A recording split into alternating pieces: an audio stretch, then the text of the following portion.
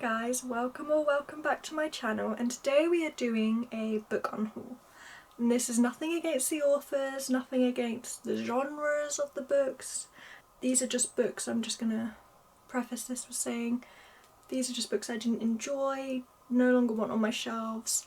I've been through my bookshelf and I've decided I only want books that I truly love on display and want to keep, and are like soul books to me, like 6 stars, 5 stars, books that truly mean something to me, and these ones just didn't make the cut. So without further ado, let's get into it. I'm going to start with saying what the book is, the blurb, and then why I didn't enjoy it, so that you get a whole wrap up of the book basically. So we're going to start with, no surprise here, if you watched one of my reading wrap ups, it's Mad Honey. And this is by Jodie Picoult and Jennifer Finn Boylan. I'm not very good at pronouncing names, but I'll try my best. And this is: the body of the 18-year-old girl is found at the bottom of the stairs in her family home. Only 2 people know the truth behind what happened. One of them is dead and the other is your son. This is a murder mystery, and I DNF'd it. I didn't enjoy it. As you know, in that video there was too many mentions of bees. It threw me out of the story. The just constant repetitiveness of bees, honey, facts about bees, bee terminology. I just couldn't get on with it. So that is why I will be unhauling this book, and nothing against it if it's your favourite book. It just wasn't for me. The next 3 books I'm unhauling are part of a trilogy, and that is the Slated series by Terry.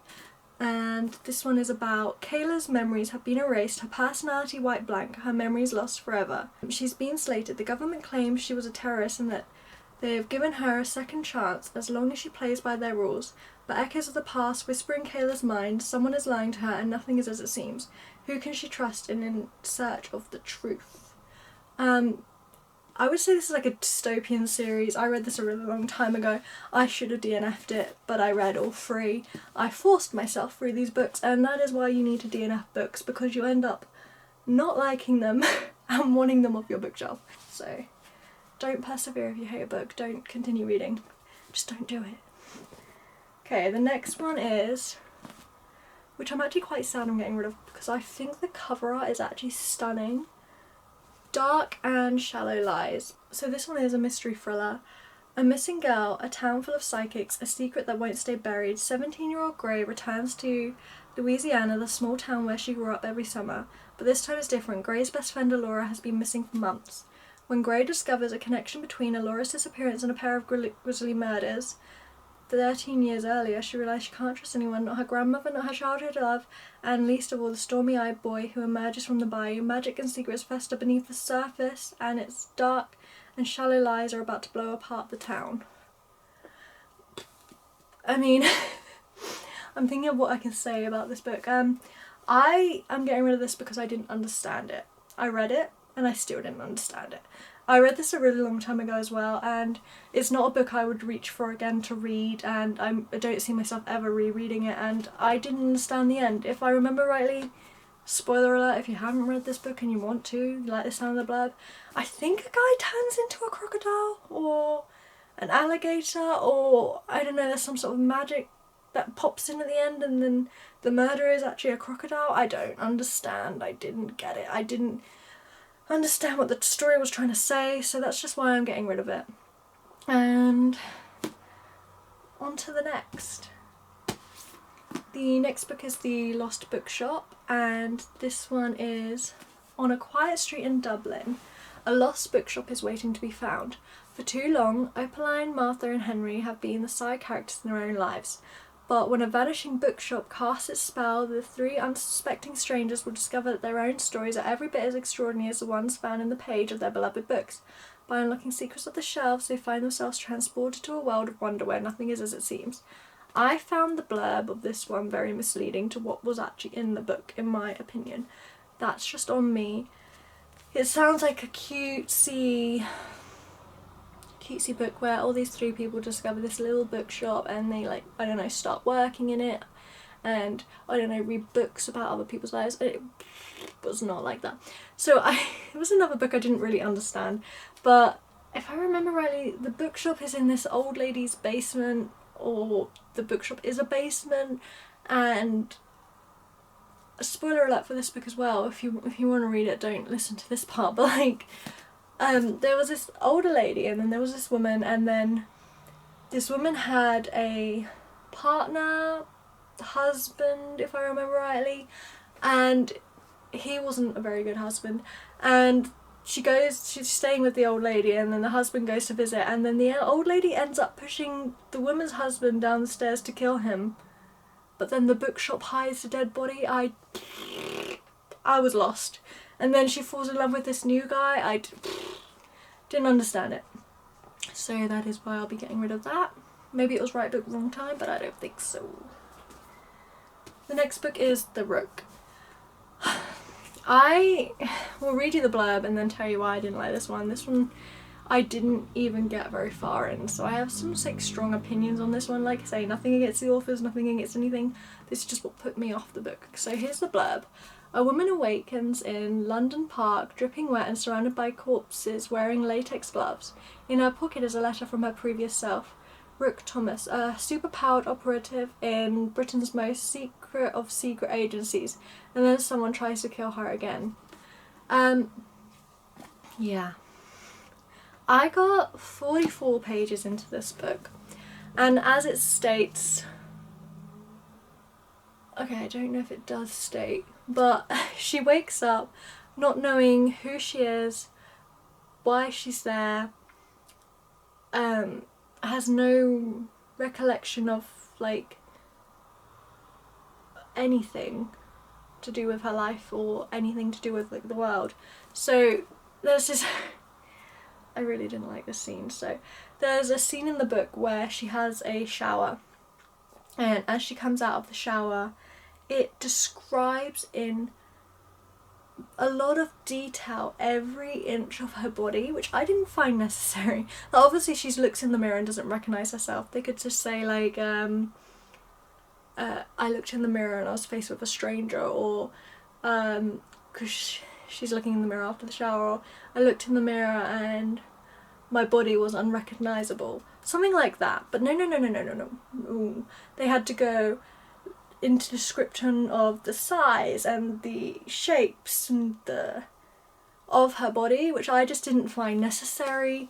I didn't think it added to the story, and it kind of icked me out, if I'm being honest. I've not read another book where it's described, even in like some spicy scenes, where it's described the size and the shape and the look of certain body parts, and I just didn't think it was necessary, and that's why I completely stopped reading this book after that scene, and I was like, no, this is not for me, this is not going to be the one. So I will be getting rid of that, and I've never reached for it again. The next book I am getting rid of is God Killer. I have some opinions on this book, and I will get into them after the blurb. As a child, Kristen saw her family murdered by a god. Now gods are forbidden, but they still wander the kingdom, demanding worship and sacrifice. Kristen makes a living killing them and enjoys it, until she meets a god she cannot kill. Skeedy, the god of white lies, has bound his soul to a young noble girl, and Kristen can't kill him without ending the girl's life. Kristen reluctantly agrees to travel to the ruined city of Blauderin to demand aid for the last wild gods, but the city of gods is no place for a god killer. I will say the writing of this one was good, and I did probably give it like 3 stars, and the cover art is like stunning, but I just wasn't emotionally attached to any of the characters. That's just, I didn't vibe with them, I didn't root for them, I didn't really, this is bad, but I didn't really care what was happening in the slightest, but I did get through the book. And even when it was like a spicy scene, like not that it has to be a spicy scene, but like a spicy scene, I didn't care that those 2 characters were getting together and that was what was happening, or those people were forming a connection in another part of the book. I didn't care, and that's probably on me, but that is why I'll be getting rid of this book, because I didn't root for anyone, and I won't be reading it again. But the writing, I will say the writing was good, so maybe try a different book by this author, who knows. Okay, the next book, which is gonna anger a lot of people because this book is actually really popular, is Legendborn, and I will read the blurb and then get into again why I didn't want to keep this book. I got 308 pages into this book of 493 pages, so I got more than halfway. After her mother dies in an accident, 16-year-old Bree Matthews wants to escape. A residential program for bright high schoolers seems like the perfect opportunity until she witnesses a magic attack for the first time on campus. This is a long blurb, I'm sorry. A flying demon feeds on human energies, a secret society of so-called Legendborn that hunts the creatures down. A mysterious mage who calls himself a Merlin and who attempts to fail to wipe Bree's memories of everything she saw. The mage's failure unlocks Bree's own unique magic and her buried memory of the night her mother died. Now Bree would do whatever it takes to discover the truth, even infiltrate the Legendborn. But when the Legendborn reveal themselves as the descendants of King Arthur's knights and foretell a magic war, Bree must decide how far she'll go for the truth. She should use her magic to take down the society or join the fight. So, this is basically a King Arthur retelling, if that's basically what I got from the blurb. And everyone has a different magic power, and this is another book where I wasn't connecting with any of the characters.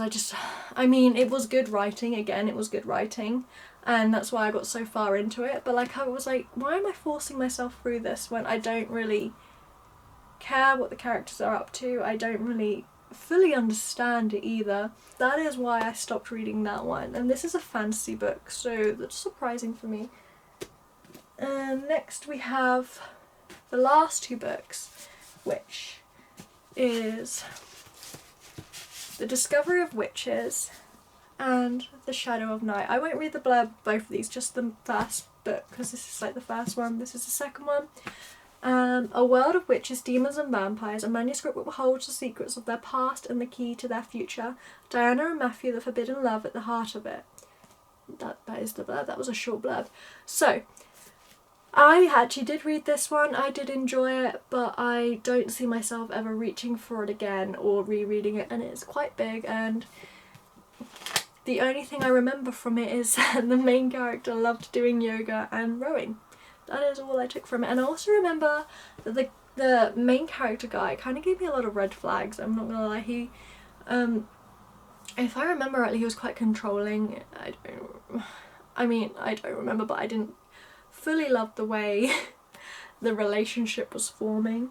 And then the second one is The Shadow of Night. I bought this from a charity shop thinking I'd continue the series. I've never reached for it, I've never wanted to continue it, and I just don't see myself ever finishing the series. So that is all the books we are getting rid of, unhauling.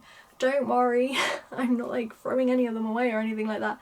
They'll be going to friends, family, charity shops, I don't know, anywhere that will take books that I no longer want. So in total we got rid of, well, we're getting rid of 10 books. There is 5 fantasy, 2 mystery thrillers, 3 dystopians, and I don't really know what to call this genre, non-fiction genre. But I hope you enjoyed this video. Don't forget to like, comment and subscribe, and maybe leave a comment if there's any books that you don't think I should get rid of that I should give a second chance to the ones that I didn't read. Maybe comment if they're any good before I get rid of them. Thank you so much for watching, and I'll see you again in the next video. Bye for now, guys.